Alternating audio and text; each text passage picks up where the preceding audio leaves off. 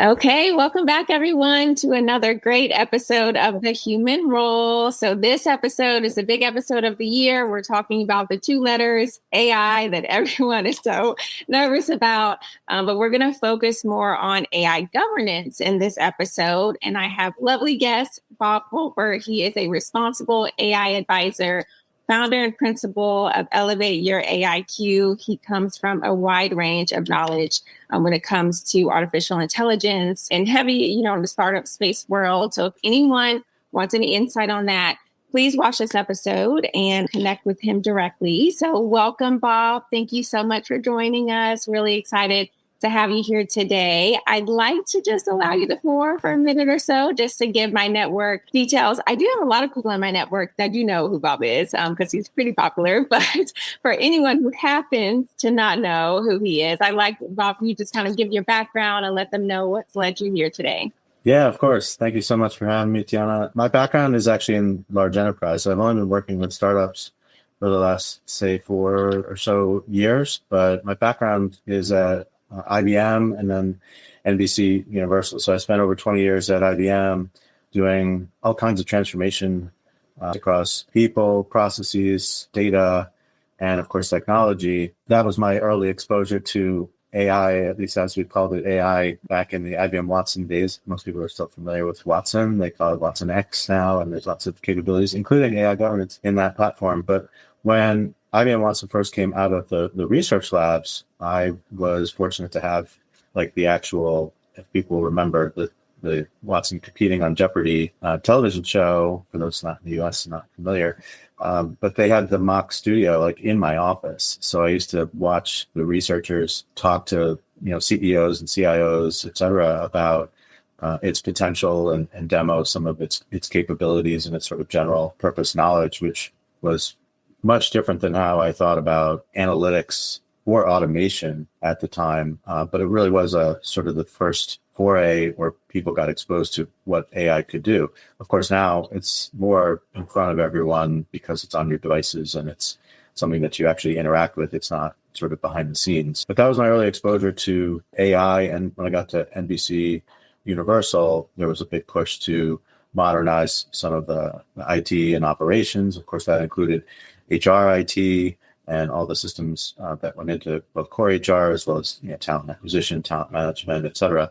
But really, it was we went through a similar exercise as a lot of people are doing now. What tasks, what workflows can we start to automate and take off of people's plates? And if we do that, what else would people move on to do? There's always more work to do, of course. But that was some of my early sort of exposure to technology. But I've always been sort of a process guy. I can, look at and see where there's some inefficiencies, where there are some sort of routine things that could be taken off people's plates. And then there's this sort of middle ground that everyone is trying to figure out, which is, well, just because we could deploy AI or automation for certain tasks doesn't necessarily mean that we should. I know we'll talk later about some of the human centricity kinds of thoughts. Yeah, so good stuff, all good stuff. As you guys can see, I was really excited to have Bob here today just because his insight is going to be very, very critical for all of our roles, whether you're in HR, payroll,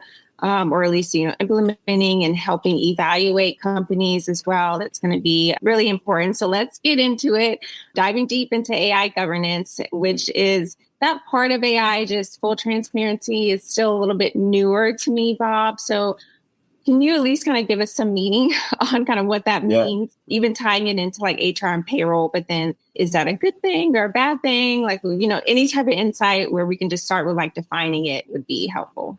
Hey, I'm Katie Van Horn. And I'm Jackie Clayton. We're your hosts of the Inclusive AF podcast, where we take on DEI, leadership, and HR without all the corporate fluff. That's right. We've got decades of experience, a lot of opinions, and zero tolerance for performative anything. Every week, we dig into what it really takes to build inclusive workplaces with honesty, strategy, and a few side eyes.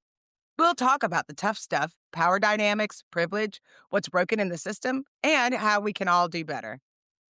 And don't worry, it's not all heavy. We bring receipts, laughs, and real talk from people actually doing the work.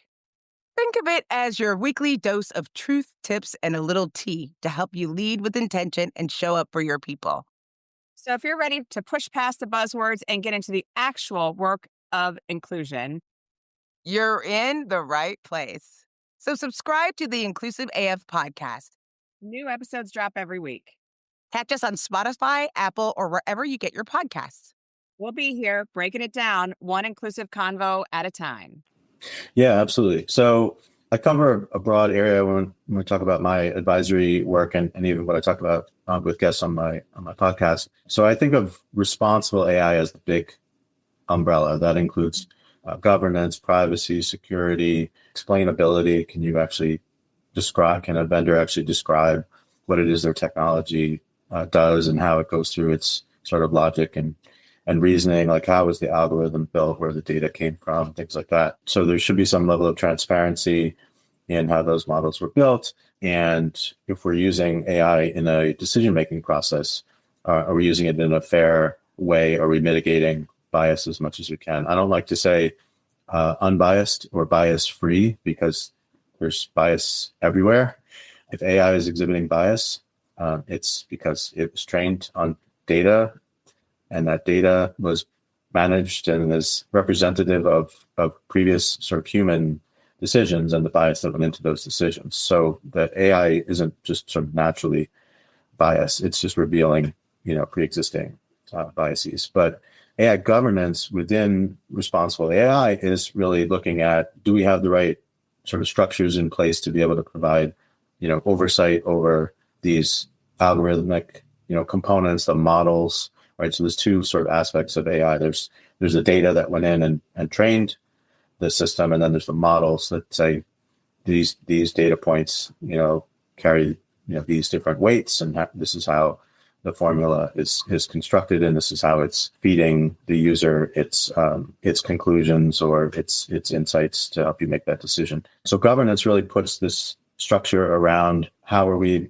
mitigating bias and risk? How are these systems talking to each other as they flow data through an environment, through a workflow, or through a process? So you've got to have some structure around that. And people in core HR know, I'm sure, quite a bit about governance and compliance and risk and things from a regulatory standpoint. Let's make sure that we're not breaking any existing laws, whether that's a federal, state level, et cetera. So you've got, for AI, you almost need like a whole separate team to say, well, these are how the systems are using data, and we've got to think about what this means, not just from a sort of risk prevention or risk mitigation strategy, but are we making fair decisions? Is something getting overlooked if we almost over automate some type of process? Is something getting overlooked? Do we have humans sort of in the loop, as they say, who are providing some oversight so that you have a continuous sort of checks over any decision that some algorithm is having on the end-to-end process? So before you make a decision around, pay equity or promotion opportunities, or even things around like learning and development, is there any bias in the types of development plans that we give to different people?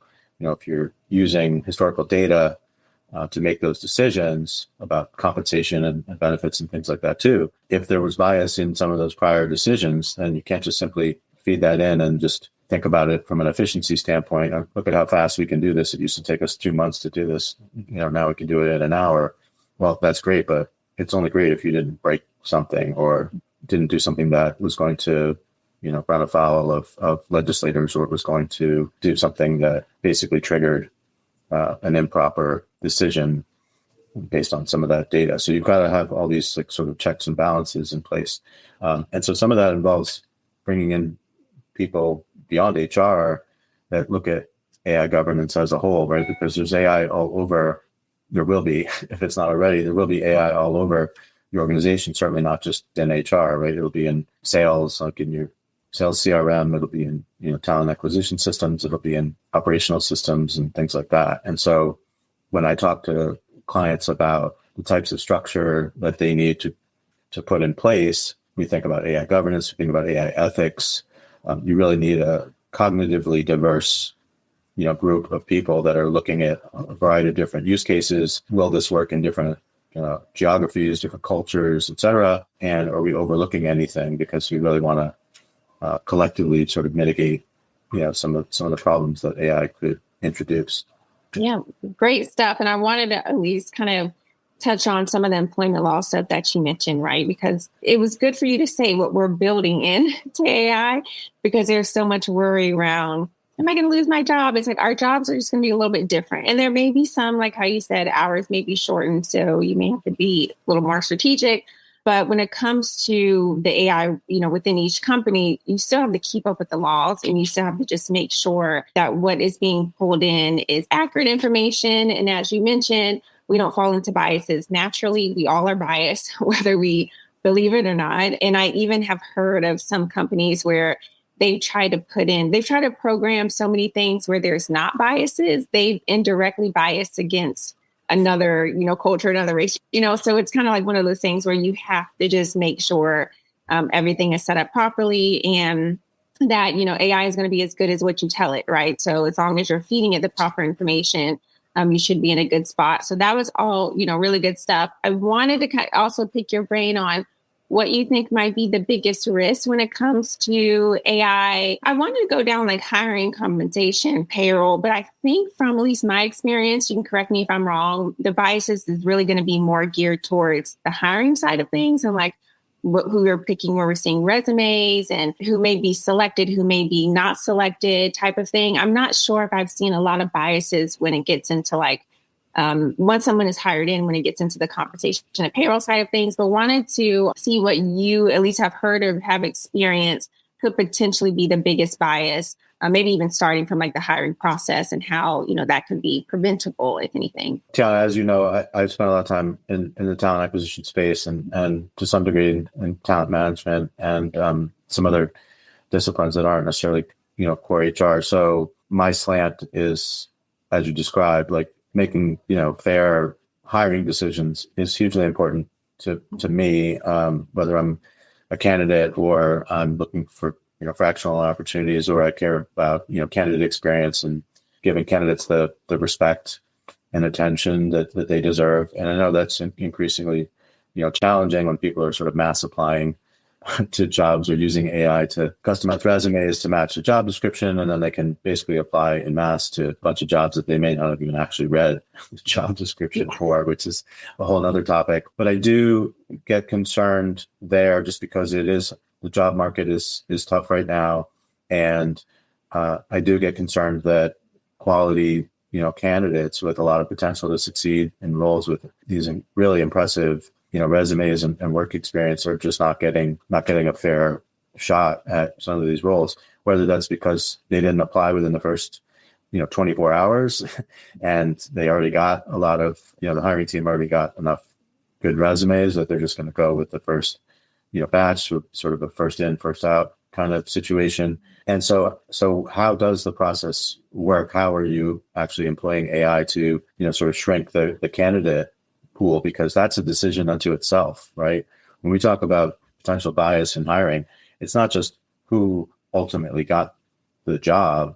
Every single stage gate within the hiring process, decisions are being made to either move this person forward or just either ghost them or reject them or whatever it is. So I get concerned anytime we're using this, and this isn't like a necessarily even like modern AI situation. I mean, people have been using matching and rules-based, applicant tracking systems for a long time that might just reject someone if their keyword match score, for example, is below, 70% or, whatever the threshold, they might set. Well, the people that fall below that line, even if there was just some sort of glitch where, the resume wasn't read properly or whatever, those people may be rejected outright. So not every application gets, human eyes on it. And then, of course, even if it did, you may have some bias in the human that's actually looking at it. So what I look for is, how are people using AI to sort of down select the applicant pool? Are they doing so in a fair way? Are they mitigating bias? But it's really any particular system that's using an algorithm or AI to, shrink that funnel is subject to an audit if you are in a jurisdiction where that legislation exists. But frankly, I think it's something that people should be looking for no matter what. And that way you're always ahead of any legislation that's passed, right? So we've seen already at a federal level, I don't see anything coming that where we're going to have to adhere to that in the US. But, in other countries, certainly if you're in the EU, they've got some pretty strict rules about fairness. And a lot of that builds upon like GDPR, where you've got to protect the individual's privacy. But some of the rules coming with the EU are around how do you make sure that anything, not just in talent acquisition, but promotion opportunities, learning opportunities, how do you make sure that you're being fair even when you're giving, recommendations? Here are some recommended next roles for you. Here are some recommended courses for you to take. Because any of that, it sounds pretty innocent, but there could be bias in the data that's recommending those courses that could impact someone's career trajectory and career opportunities and compensation potential. And therefore, the EU considers any of those things high-risk use cases that need to be controlled and monitored and audited. So these are things that everybody has to think about no matter what part of HR you're in. But certainly, even in New York City, the laws around hiring and promotions. So it's not just in talent acquisition. Once you get there, are you getting, a fair shot at advancement opportunities, for example? Yeah, lots of stuff to check and just continue to repeatedly audit over and over and over.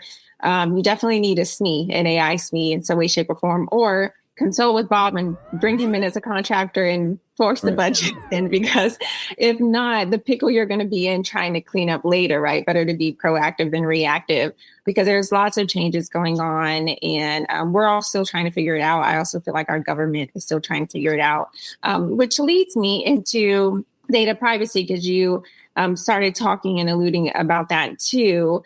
As a leader, even in the HR seat or any seat, well, what would you suggest on how to properly address any type of data privacy concerns? Because obviously, we need to be transparent, and we'll get into some of that a little bit later. But we want to let our population know that we're at least utilizing AI. Some companies I have heard have not been doing that. Others have. But whenever that happens, HR gets bombarded by the population on, questions around it and people concerned about privacy. So how would you suggest that those concerns go addressed, or maybe even suggestions for HR leaders on what they can start putting into place to make sure they're not veering too far left and that, the data is still secured? Yeah, hopefully organizations have good privacy policies in place as well as cybersecurity. I feel like those two are siblings. But we're talking about HR data.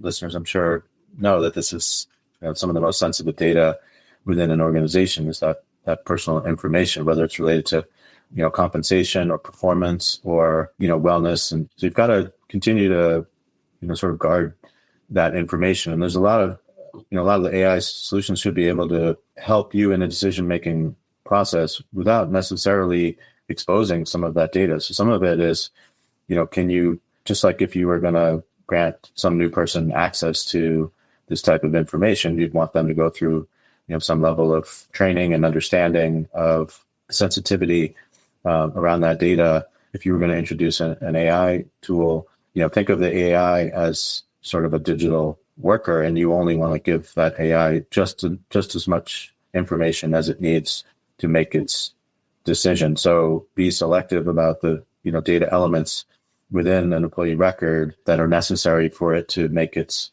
calculations and to derive its insights. There's a lot of information that's in there that is not relevant to how it may come up with some recommendations or insights or predictions about the potential of an employee or the potential of this person leaving the organization, or the potential for this person to achieve some level of success or get their certification on time, or whatever calculation or prediction you're trying to make. There's only so much information that's relevant to that. So anytime you start looking and trying to use it to detect patterns where you're selecting perhaps someone with a disability, or someone who's from a disadvantaged population, or minority employee or, whatever it is, anytime you try to make decisions, based on that, you're probably injecting some level of bias into the decision making. So the idea is to use just enough information, the relevant data elements that are absolutely necessary for the AI to make its calculations. And I would say the same thing for talent acquisition, right? Like if you're actually judging people based on their potential to succeed in a role, you don't need to know their name, probably don't need to know where they went to school. There's a lot of information that could be anonymized in some of those applicant records, because otherwise it's just going to influence, sort of feed into like a human bias that says, oh, well, it could be something as dumb as, oh, I've worked with a Shauna before. Oh, she was terrible. Like really stupid things where people, and then there's less obvious things, subconscious bias, of which we have as human beings have dozens of. And so there's all kinds of things that could, influence our decision making. And so depending on how an AI was trained, those things could be embedded in how it's making its calculations. So that's why I talked earlier about, transparency and explainability of some of these AI models. Like, can you actually explain how this is factoring in only the things that are important and eliminating or obfuscating the data elements that are not important? Like there's lots of things that you don't need, pieces of information you don't need to have in order to make your prediction. You're not going to increase the accuracy of a prediction by knowing these other pieces of information. So I would just say be careful about taking about the data that you sort of input into these systems, or at least augment that with some level of obfuscation to say, look, we don't have the time or the systems or whatever to separate everything, so let's just apply this rule that the AI is going to just grab this subset of the information that's relevant. Yeah, I like the explainability part too, because you mentioned earlier, because I did want to ask you about the potential AI committee. Some people want to run from it. Some people want to be all involved. I've gone through the transition where I just hated it and didn't want to hear anything about AI. And now I'm so open to it and kind of intrigued. Naturally, there's some negative to it, just like everything, but there's a lot of positive out there. So just embracing it is one thing, but I do think it is beneficial for companies to have an AI committee. And as you mentioned earlier, not just your HR team, but we need legal, of course, we need IT. And I think what you're mentioning as far as like being able to explain it, maybe put an SOP document together to where everyone can connect the dots and be aware of what's been inputted, and then repeatedly run audits. I'm not sure how often you would maybe even suggest to run an audit. Obviously, if laws continue to come out, then we need to make sure we're plugging in that new information and staying abreast of laws. But one other thing I was kind of curious about is as the algorithm kind of keeps coming through, even if you put something in place, I wonder if AI would naturally, start to change that in some way. That could be me just misspeaking, but I'm thinking about how when it was first being put together, they didn't realize it was going to start speaking French, right? And it just like automatically started doing that. So it's like, what if we implement this and all of a sudden it does something we didn't implement? And so how often would you suggest that a committee kind of review and audit what's been, programmed in their company? Well, I would say the committee, so let me just clarify. So when we talk about like an AI governance committee, it's really a team that should be proactively thinking about where AI is going to be used and then making the decisions that I think you're alluding to around what's the complexity of the environment that we're in, how if the AI is continually, updating and learning from the data that's being fed into it, and you've got a lot of those systems, the more complex and the more AI is in your environment, you start moving towards, increased, frequency of sort of oversight about how these things are actually working in practice, to the point where in some cases, you may just want continuous monitoring over all of these systems, right? Because an audit, just from a terminology standpoint, an audit is, I know people do internal audits all the time. I used to do them at IBM actually. But these days, an audit is generally like a third-party independent audit. Like you're actually playing an official role, doing an official task to make sure there's clients and governance and all these, you checked all these boxes. Internally, I would call that sort of an assessment. Like, let's look at all these systems and let's make sure that if we were to get independently audited, that we would be in good shape. If not, let's proactively sort of course correct and see where we're going wrong. So in the case of some of the laws that affect hiring, you may look for some threshold of adverse impact. So I'll use New York City as an example. They look for this 4/5 rule. If you take the primary group, let's just say it's white men. If you move 10 white men through the process, you've also got to move, at least 8, minorities, by ethnicity, by gender, et cetera, through. And if that balance is off, then you've got to make sure you've got a good enough, sample size and all these things. But that's kind of the general threshold and general guidance that some of these laws may look for.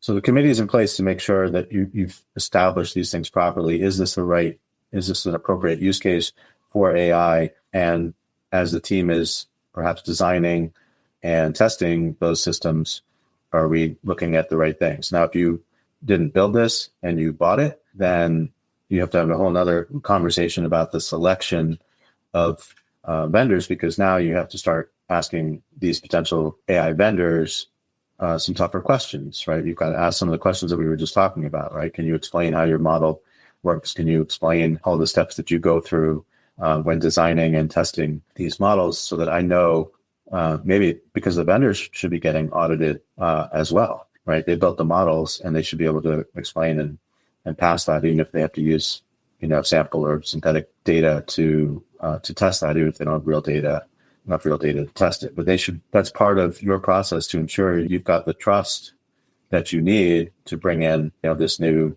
AI vendor. But then to your point, once you get it, if you're going to now say, oh, this is great, it's pre-trained, it's safe, now it's going to continuously learn from, input and data in your proprietary environment and systems. Well, if that data wasn't perfectly, clean, if that data was biased, and now your biased data is continuing to train this model, well, you could have what's called model drift. The model has started to morph and change based on the new data that you've given it, new behaviors from, actual activity, or you've given it, performance data out of your HRIS system, which, may have been biased. So now you get this problem where you've got this historical, biased data has essentially, tainted this system. And so the more you start to do that, the more you start to see that there's this valid, sort of business case. If you want to be consistently, mitigating risk in the environment, you've got to be able to almost continuously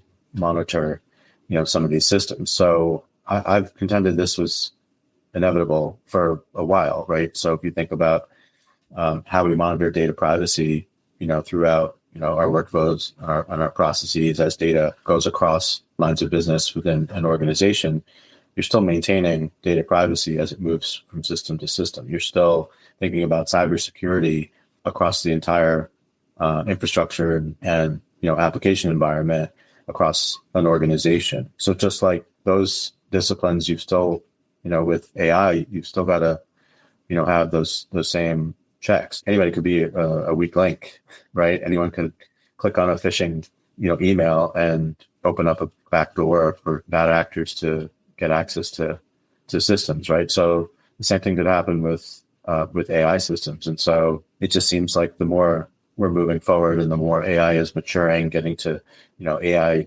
agents and things like that, where agents are going to sort of talk to each other throughout a workflow, you've got to understand what information is actually being transmitted, from agent to agent or agent to human, et cetera. And so, yeah, as I'm talking about it, just seems like there's more and more use case for continuous monitoring. And there's a whole bunch of software platforms that have cropped up to help you with that. Yes, agreed. And look, the phishing is a real thing, still happens all the time. At this point, It's laughable to me every time I see a text or an email, but you're right. There's always somebody out there that just could be rushing and, doesn't think about it. So all good things. And, Bob, I really like how just repeated, like constant. We just need to stay on top of it because the one time you might get a little lax, something could have happened. It could just be, all downhill from there. So really great insight there. And I wanted to just let everybody know we are actually going to lead into in a couple of weeks talking about human-centric AI. So definitely come back and see us. But Bob, thanks so much for your insight on the AI governance. We're going to take some time to kind of talk a little bit more about the human-centric side of things. But everyone listening in, please make sure to connect with Bob, get his insight, even get his advisory if you need to, because it's definitely going to be needed, especially as AI continues to evolve. So we will see you all in a couple of weeks. But thanks so much for joining us. Bye.